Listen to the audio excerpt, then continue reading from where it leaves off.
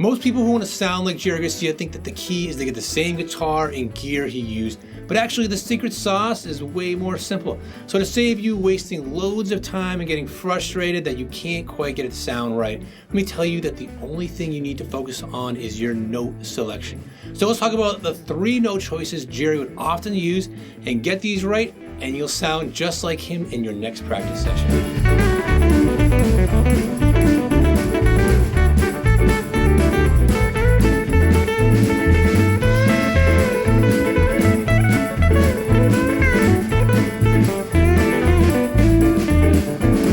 Now, a lot of Jerry fans think that it's all about modes, so they figure out which one he's using in a particular situation and just go with it. But often that leads to what sounds like aimless noodling. You know, Jerry had a lot more going on than just using one mode. And, you know, a lot of the time the answers are in plain sight within the parts he played during songs, especially if it was a song Bob was singing. So let's hear something he would do typically during the chorus of Mexicali Blues.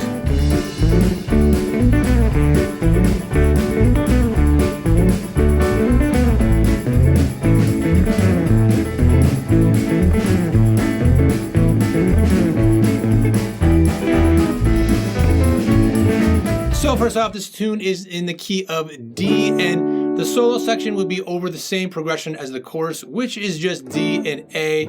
It's a 1 and 5 chord plus an E minor that goes really quick for just 2 beats, but we're just going to ignore that to keep it simple. So forget that E minor. It's just D and A, right? So if we're in the key of D, the mode we could use would be the major scale, because that's just what it's in, and that would be, you know, Ionian to get the real fancy mode name. And say we played it right here, so D major scale, right? You got all these notes in this position, right?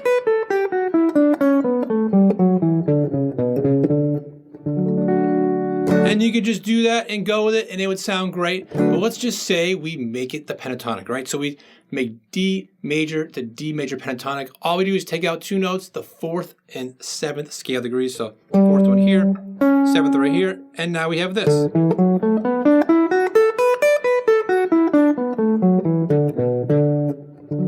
All right, that's the most popular, you know, really scale shape on guitar by far would be that shape. More commonly as a minor, but right there, same thing.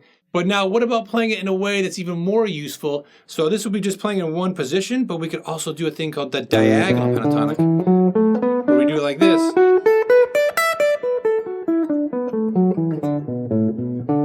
And it gives you the sweet spots of different positions, and also you can, you know, kind of stick to your 1st and 3rd fingers, the strong fingers a lot more, but you can get these expressive stuff like bends and pullouts,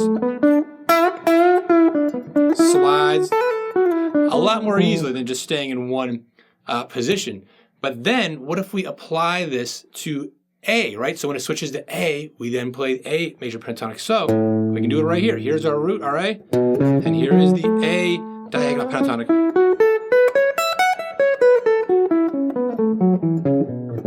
Right? And that would kind of revolve around this position here, this chord here, or this one and this one here. So they kind of fit around these chords in the D. You're on this one here, this shape here, or this E shape right here.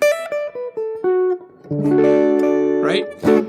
And now when you're in the D chord, you've got all of these notes, but you don't even need all that. You can just take one little spot and then in the A chord right here. And in the chorus, that's all he was doing. So he'd vary up, you know, different versions what he'd be doing, but as the typical thing he would do throughout the years would be just that, right? Kind of playing around with that. And you can clearly hear when he changes, it's so easy, but you could take that and make, you know, your solos, like improvising around it.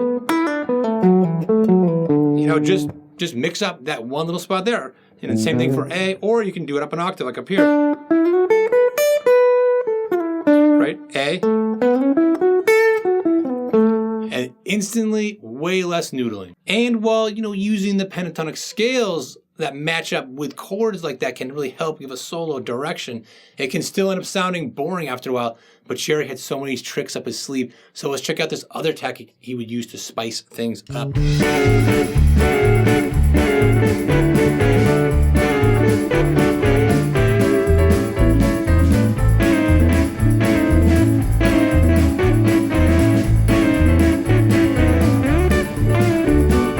this is also another example of using a part from the song and using it in your solos.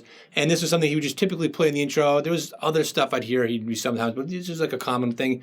And it's called playing in sixths. It's just referring to a specific interval, so which is the distance between two notes. So here's a note here, here, or here, it'd be really close. It's an interval, and I'm not gonna go crazy into explaining sixths, but just show you how it applies to what we're doing here. So if we're playing D, right, you go from here to here, these two notes in the chord, that is called a sixth, you know? And you've got this kind, you got this kind, and then if you were gonna then play, you know, like a D sus, when you do that, that's just going up to the next scale degree. If you did the same thing from this note to here, you end up with that. Like that, right?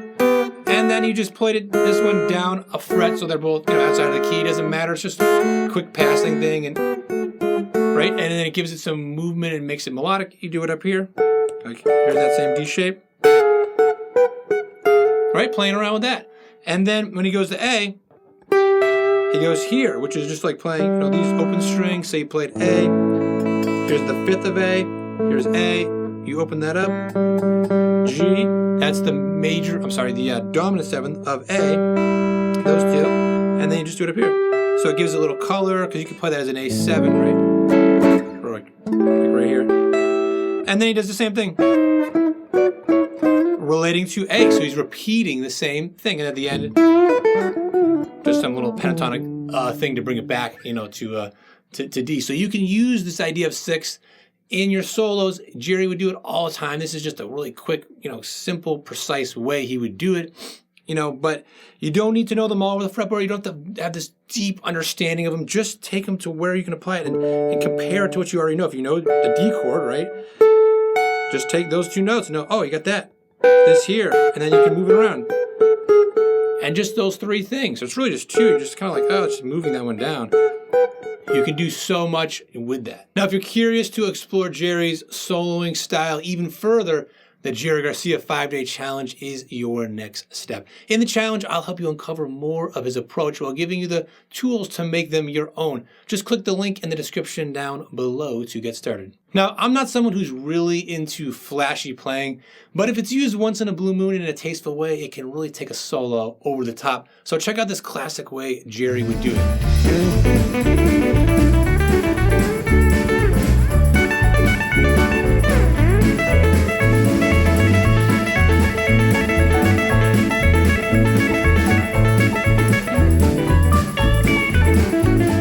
When it comes to notes for Jerry, we've got single notes, then we've got two notes at a time, playing in this example sixth, and then triads. So tri meaning three, so three notes at a time.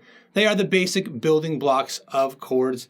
You know, for say a D, right? You've got the root, the third, and the fifth, right? Not just for D, for anything. For A, move it up here. Root, third, fifth. So he'd use these all the time, you know, playing really fast sometimes, but this is a little bit different of a way of playing them like this. So that root, third, fifth, right? There's that D shape, right? And then just doing a pull-up. Pulling up this to here. And that's where you get that flashy sound. Right? And then just moving it down to here's A, doing the same thing, same shape. So it's A major. And then doing some pentatonic thing or whatever to end it.